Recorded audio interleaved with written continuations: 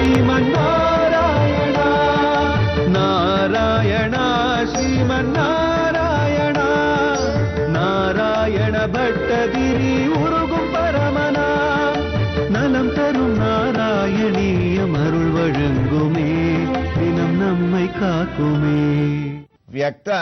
व्यक्तमिदं न किञ्चिदभवत् प्राक् प्राकृत प्रक्षये मायाया गुण साम्यरुद्ध विकृतो त्वया गतायं लयो नो मृत्युश्च तथा मृतं च समभून् नान्गो नरात्रे स्थितिः तत्रैकस्त्वमशिष्यता किल परानन्द பிரகாசாத்மனா.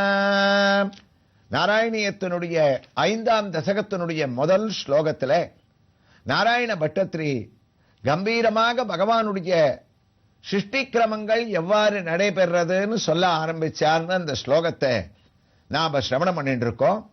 வியக்தாம் யக்தமிதம்னு அந்த வியக்தாவியக்த தசை என்ற ஒரு தசையில உலகமெல்லாம் பகவானிடத்துல வந்து அடங்கிறது. அந்த சந்தர்ப்பத்துல அவர் ஒருவரே பரமாத்ம ஸ்வரூபமாக உலகத்துல இருந்துட்டு நமக்கு வேண்டிய சிருஷ்டி கிரமங்களையும் பிரளயத்துல லோகம் எல்லாத்தையும் தன்னிடத்துல அடக்கிக்க கூடிய ஒரு ரூபம் இருக்கு. அதுக்குத்தான் பிரம்ம தத்துவம்னு பேருன்னு நாராயண பட்டத்திரி ஆரம்பிக்கிறாராம். அதை தொடர்றார். அதாவது உலகத்துல இப்ப நம்ம போன தசகத்துல சொன்னோம், பலவிதமான உலகங்களை தாண்டி ஒரு மோட்ச முக்தியோ கிரமமுக்தியோ அடையிறவன் பகவானிடத்துல அடையிறான். பிரம்மலோகத்துல இருக்கமே பிராகிருத பிரளயம்ன்ற பிரம்மாவனுடைய லோகமே பிரளயத்துல அழியும் போது அவன் கிளம்பி பிரம்மா உள்பட பகவானிடத்துல ஐக்கியமாயிடுறார்னு. எந்த காலமாக இருந்தாலும் பட்டத்திரியனுடைய கருத்து ஆதி ஆதி ஆதினி ஒரு அண்டமாதி ஆதலாள்னு பரமாத்ம ஸ்வரூபமாக சர்வலோக பிரத்யேக காரணதானனான ஸ்ரீ மகாவிஷ்ணுமத்திரம் இருக்காராம். அப்ப உலகமே எங்களையே அவர் என்ன பண்ணிட்டு இருக்கார் அப்படின்னு சொன்னால் அந்த பிரம்ம தத்துவம் இருக்கு. சுவாமிக்கு சிருஷ்டி பண்ணி பண்ணி பண்ணி சத்துவம் ரஜஸ் தமோகுணம் பிரகிருதி என்ற மாய மகத்து என்ற அகங்காரம் இதன் மூலமாக உலகங்கள் எல்லாம் இவருக்கு ஒரு காரிய கிரமத்துல ஒரே காரியத்தை திருப்பி திருப்பி திருப்பி பண்ணி பகவான் ஈஸ்வரனாக இருந்தா கூட அவருக்கும் அலுத்து போயிடுத்துனார் நாராயண பட்டத்திரி. நாம நினைச்சுட்டு இருக்கோம் நம்ம தான் திருப்பி திருப்பி ஒரு காரியத்தை பண்ணோம்னா நமக்கு அலுப்பா இருக்கும்னு. ஆனா குருவாயூரப்பா சர்வேஸ்வரனான நீயே அதுக்கு விதிவிலக்கு இல்லை, போரும்னு தோணி போயிடுத்தான் ஒரு காலகட்டத்துல.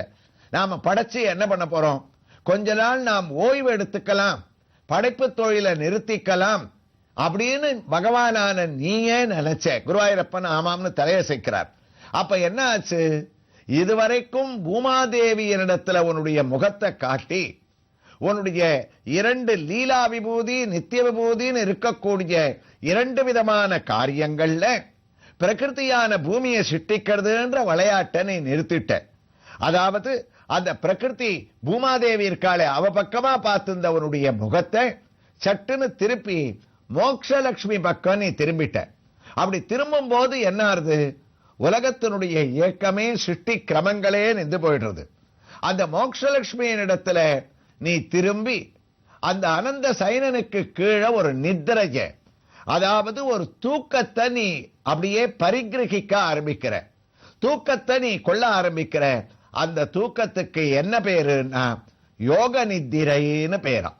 பகவானும் அந்த யோக சைனனாக எல்லாத்தையும் விட்டு வெறுத்து போய் போர் இந்த சிட்டி கொஞ்ச நாளைக்கு நம்ம ஓய்வு எடுக்கலாம்னு கண்ணை மூடிண்டு மோக்ஷலட்சுமியின் இடத்துல பகவான் ஆதிசேஷன் பேர்ல தன் பார்வையை திருப்பி தூங்கக்கூடிய ஒரு காரியம் வியக்தாவியக்த திசையில யோக நித்திரைன்னு பேர். அந்த யோக நித்திரையிலையும் பகவானை தவிர வைகுண்ட லோகத்தில் நித்தியசூரிகளோ மகரிஷிகளோ நாரதாதி சுகபிரம்ம மகரிஷிகளோ ஒத்தருமே கிடையாது.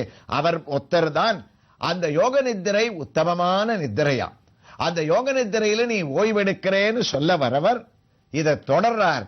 இதை தொடர்வதற்கு முன் நமக்கெல்லாம் ஒரு சிந்தனை, நாம அழகான அழகுமல்லாரி ஸ்ரீகிருஷ்ண சுவாமியினுடைய கோயில நின்றுண்டு இந்த நாராயணியத்தை ஸ்ரவணம் பண்ணிட்டு இருக்கமே, மானசீகமாக அந்த தரிசனத்தை அடைஞ்சிட்டு இருக்கமே, அந்த திருக்கோயில நுழைஞ்சாச்சு, கொடிக்கம்பத்தையும் தாண்டியாச்சு. இப்ப நமக்கு எந்த தரிசனம் நமக்கு கிடைக்க போறது? அப்படின்ற ஒரு சிந்தனை கண்டிப்பா நமக்கு இருக்கு. அந்த வகையில ஒரு அழகான சன்னதியை நம்ம இப்ப தரிசிக்கிறோம். எந்த சன்னதி? சாதாரணமாகவே கொடிக்கம்பம் அங்க இருக்கிற மண்டபத்தை தாண்டினா நாம் தரிசிக்கக்கூடிய சன்னதி ஒருவராகத்தான் இருக்கும். நான் சொல்லவே வேண்டாம், உங்களுக்கு தெரியும். அது பெரிய திருவடியான கருடன். கைய கூப்பிண்டு எல்லா வைணவ ஆலயங்களிலேயும் பகவானை நோக்கி தன் உத்தமமான கம்பீரமான நின்ற திருக்கோலத்துல சுவாமியை தரிசனம் பண்ணிட்டு இருப்பார். இதோ அந்த கருடனுடைய சன்னதிக்கு மன்னார் போலூர்ல இருக்கக்கூடிய இந்த கோயிலுக்கு வந்துட்டோம். இந்த கோயில் எங்க இருக்குன்றத மறுபடியும் உங்களுக்கு சொல்றேன். சென்னை கல்கத்தா தேசிய நெடுஞ்சாலையில சென்னையிலேருந்து 80 கிலோமீட்டர்ல சூலூர்பேட்டை என்ற ஊர் இருக்குன்னு நமக்கு தெரியும். அந்த சூலூர்பேட்டையிலேருந்து சுமார் 5 கிலோமீட்டர் தூரத்தில் அமைஞ்சிருக்கக்கூடிய அழகான சிறிய ஊர் மன்னார் போலூர்ன்ற ஒரு ஊர். அங்க இருக்கக்கூடிய கோயிலைத்தான் இப்ப நம்ம தரிசனம் பண்ணிட்டு இருக்கோம். அது சத்யபாமா ஜாம்பவதி சமேத அழகு மல்லாரி ஸ்ரீகிருஷ்ண சுவாமியினுடைய திருக்கோயில். அந்த திருக்கோயில்ல சுவாமியை பார்த்து நின்று இருக்கக்கூடிய கருடனை பார்த்துன்னு நாம இப்ப எதிர நிக்கிறோம். ஆனா நமக்கு இந்த கருடனிடத்துல ஒரு வித்தியாசமான ஒரு பரவசம் மற்ற வைணவ ஆலயங்கள்ல இருப்பது போல இல்ல. இந்த கருடாழ்வார் 9 அடி உயரத்துல கம்பீரமாக இருக்கார்.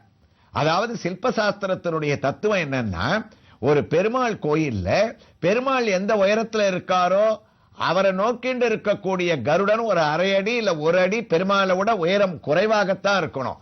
ஆனா இந்த மல்லாரி கிருஷ்ண சுவாமி கோயில்ல கருடனுடைய ஒரு பிரபாவம் இருக்கே, அவர் அங்க இருக்கக்கூடிய மூலமூர்த்தியான மல்லாரி கிருஷ்ண சுவாமியை விட ஒசரமா இருக்காரா. 9 அடி உயரத்துல கம்பீரமாக அவரை தரிசிக்கின்றோம்.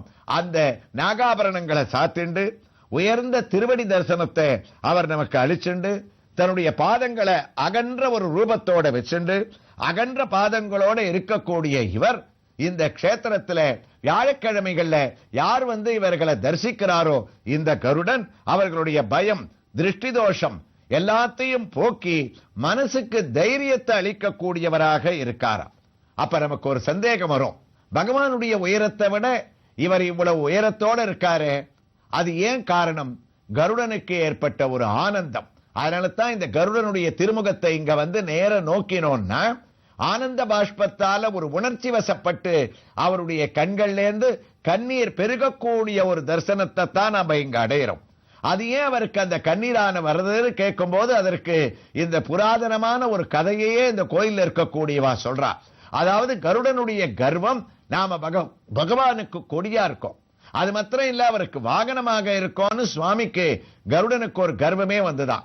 அப்ப இங்க இருக்கிற மல்லாரி கிருஷ்ண சுவாமி என்ன நினைச்சாரா, எம்பெருமான் இந்த கருடன் அவனை விட ஒரு பராக்கிரமசாலி உலகத்துல இருக்கான்னு தெரிஞ்சுக்கணும்னு கருடனை கூப்பிட்டார். ஏ கருடா, ஆஞ்சநேய சுவாமி வடக்கே இமயமலை கிட்ட இருக்கார், நீ போய் அவரை பார்த்து இந்த மன்னார் போலூர்ல கிருஷ்ணர் உன்னை பார்க்கணும்னு ஆசைப்படுறாருன்னு தபஸ் பண்ணிட்டு இருக்கிற ஆஞ்சநேய சுவாமியை அழிச்சுடுவான்னு சொன்னாராம். அது என்ன பிரமாதம், அவரை கட்டி இழுத்துன்னு வரேன்ட்டு வேகமா தாவினார். நம பன்னகனத்தாய வைகுண்ட வசவர்த்தினேன்னு ரெக்கையை அடிச்சுட்டு நேர போனார். ஆஞ்சநேயன் தபஸ் பண்ணியிருந்தார். அந்த சந்தர்ப்பத்துல கருடன் ஆஞ்சநேயனை கூப்பிட்டார்.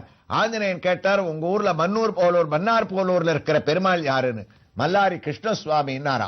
ஆஞ்சநேயன் சொன்னார், ராமனை தவிர வேற யாரையும் நான் தரிசனம் பண்ண மாட்டேன், ராமன் இருந்தா தான் வருவேன், கிருஷ்ணனுக்காக வரமாட்டேன், நீ போகலான்னார். கோபம் வந்தது கருடனுக்கு. அவ்வளவு திமிரா அவனுக்குன்னு கதையை எடுத்துட்டு ஆஞ்சநேயனோட சண்டை போட ஆரம்பிச்சார். ஆஞ்சநேயன் பார்த்தார், இவரை விட ஒரு பெரிய விஸ்வரூபத்தை எடுத்துட்டு இவரை நசுக்கிற அளவுக்கு கருடனை விரட்டி அடிச்சுட்டாராம். நம்மளை விட இப்படி ஒரு பராக்கிரமசாலியான்னு ஓடி வந்தார் கருடன். இந்த இடத்துல கைய கூப்பிண்டு கண்ணீர் மல்க கண்ணனிடத்துல என்னுடைய கர்வம் அடங்கெடுத்து நான் தான் பராக்கிரமசாலின்னு நினைச்சேன், என்னை விட ஒருவன் இருக்கான், கிருஷ்ணா நான் புரிஞ்சுட்டேன்னு அந்த ரூபத்தை தெரிவிக்கக்கூடிய ஒரு திருக்கோலமா. அது மட்டுமல்ல, ஆஞ்சநேயனை அடக்குவதற்காக அங்க தன்னுடைய உயரத்தை 9 அடியா ஆக்கின்றாரோனோ அதே ரூபத்தோட இங்க வந்து கண்ணனிடத்துல முறையிட்டதுனால கிருஷ்ணனும் நீ இந்த ரூபத்துல கர்வம் அடங்கி இங்க வந்தேன்றது பின்னாடி வர அத்தனை பேருக்கும் தெரியணும், அதனால என்னோட ஒசரமா இருந்தா பரவாயில்ல இங்கே இருன்னு சொல்லிட்டாரா. அது மட்டுமல்ல, இதே கருடனை அனுப்பி அனுமன் அழிச்சுன்னு வர சொல்லி ராமராகவும் காட்சி கொடுக்க போறார். அது இங்க இருக்கக்கூடிய ஸ்ரீராமச்சந்திரமூர்த்தியை தரிசனம் பண்ணும் போது அந்த சரித்திரத்தை நம்ம இங்க தொடர்ந்து தெரிஞ்சுக்க போறோம். அந்த கருடனுடைய கர்வம் அடங்கி பெருமாளோட ஒசரமாக பெருமாளை அனுமதி கொடுக்க இந்த இடத்துல நிற்கக்கூடிய இவரை தரிசனம் பண்றதுனால வாழ்க்கையில நமக்கு சகலவிதமான நன்மைகளும் ஏற்படக்கூடிய அவருடைய திவ்ய தரிசனத்தை அடைந்து நாராயணியத்துக்கு நாம் திரும்புறோம். யோக முத்திரையில பகவானான குருவாயூரப்பனானி நீ சயனிச்சென்றிருக்கேனும் யக்தாவியக்த தசையை பத்தி இந்த ஸ்லோகத்துல நாராயண பட்டத்திரியானவர் நமக்கு சொல்லிட்டு இருக்காராம். அப்ப அந்த தசையில இவர் நமக்கு வர்ணிக்கக்கூடிய ஒரு பெரிய அழகு என்னன்னு சொன்னா, சத்வகுணம், தமோகுணம், ரஜோகுணம் அப்படின்ற 3 குணங்கள், அந்த முக்குணங்களுடைய நிலையினால்தான் உலகத்துல சிருஷ்டி கிரமமே ஏற்படுறது, உலகத்தினுடைய படைப்பே ஏற்படுறது. அந்த 3 குணங்களும் தான் அடங்க ஆரம்பிக்கிறதே, அந்த 3 குணங்களையும் நல்லா நம்ம புரிஞ்சுக்கணும். உலகத்துல இயக்கத்துக்கு காரணம் என்னன்னா பிரகிருதி அப்படின்ற ஒரு மாயை. பிரகிருதின்றது ஒரு மாயை. அந்த மாயையினுடைய லட்சணத்தால சத்வம், தமசு, ரஜஸ்ன்ற குணங்கள் சேரும் போது அது புத்தி, மகத்து என்ற ஒரு தன்மையை உண்டாக்கி அதிலிருந்து அகங்காரம், நான் என்ற ஒரு தன்மையானது தோன்றி அதிலிருந்து உலகத்தினுடைய படைப்பானது பகவானிடத்திலிருந்து ஏற்படுறது. இப்ப இவர் யோக நித்திரைக்கு வராரோனோ, யோக நித்திரைக்கு வரச்சே என்ன ஆறுது, நான்றது அடங்கிறது, மகத்து மறைஞ்சு போயிடுறது, சத்வம், ரஜோ, தமோ குணங்கள் இருக்க, அதனுடைய ஏக்கங்கள் இருக்க, அதெல்லாம் அப்படியே ஒடுங்கி போயிடுறது. இதெல்லாம் போயிட்டதுனால என்ன ஆறுது, பிரகிருத்தின்னு சொல்லக்கூடிய மாயையும் போய் பகவானிடத்துல அடங்கிடுறதா. ஆக ஒண்ணுமே உலகத்துல கிடையாது, இயக்கமே இல்லை. அப்படிப்பட்ட ஒரு அழகான ஒரு சூழ்நிலையில தான் சுவாமி அவருடைய நாபி கமலத்துல பிரம்மதேவன் கிடையாது, ஏன் அவருடைய திருவடிவாரத்துல பூமாதேவி கிடையாது, ஸ்ரீதேவி கிடையாது, நீலாதேவி கிடையாது. எல்லாரும் ஜீவாத்ம ஸ்வரூபமாக இவருடைய சரீரத்துக்குள்ள, அந்த பிரம்ம தத்துவத்துக்குள்ள இவ எல்லாரும் அடங்கி போயிடுறாளாம். அப்படி அடங்கக்கூடிய ஒரு தன்மை இருக்கே, அந்த தன்மையைத்தான் யோக தசையாக, யோக முத்திரையாக, யோக நித்ரையாக மாயாயம் குணசம் யருத்த விகிருத்தோ த்வயா கதாயம் லயம் நோ மிருத்யும் ச ததா மிருதம் ச சமபுல் நான்கோ நராத்ரே ஸ்திதிகி. கிருஷ்ணா, அந்த சந்தர்ப்பத்துல உலகம் இல்லைன்றது இல்ல, மிருத்யு கிடையாது, எவனுக்கும் யமபயம் இல்லை. எவனாவது இருந்தாதானே. நோ மிருத்யுஸ்ய ததா அமிர்தம், அமிர்தம் கிடையாது. சிரஞ்சீவியா வாழ வைக்கிறதுக்கும் ஒரு விஷயம் கிடையாது. ஏன், நான்கோன ராத்திரே ஸ்திதிக்கு, பகல் கிடையாது, ராத்திரி கிடையாது. இப்படிப்பட்ட ஒரு ரம்யமான சூழ்நிலையில தத்ரை கஸ்துவமசிஷ்யதா கிலபரானந்த பிரகாசாத்மனா, ஒரே ரூபம். என்ன அழகான பதம் இந்த ஸ்லோகத்தை முடிக்கச்சே. ஆனந்த பிரகாசாத்மனா, பிரகாசமான யோக நித்ரையில ஆனந்தமான ரூபத்தோட சாந்திரானந்த கனஸ்வரூபனான குருவாயூரப்பனான நீ சயனிச்சின்றிருக்கேன்னு பட்டத்திரி இந்த வைபவத்தை சொல்ல வந்தவர் எவ்வாறு தொடர்கிறார் என்பதை நாராயணியத்தின் அடுத்த பகுதியில் இங்கு எழுந்தருளி இருக்கக்கூடிய அழகுமல்லாரி கிருஷ்ணசுவாமி திருக்கோயிலில் மற்றொரு சன்னதியின் திவ்ய தரிசனத்தோடு நாம் தொடர்ந்து கேட்கலாம்.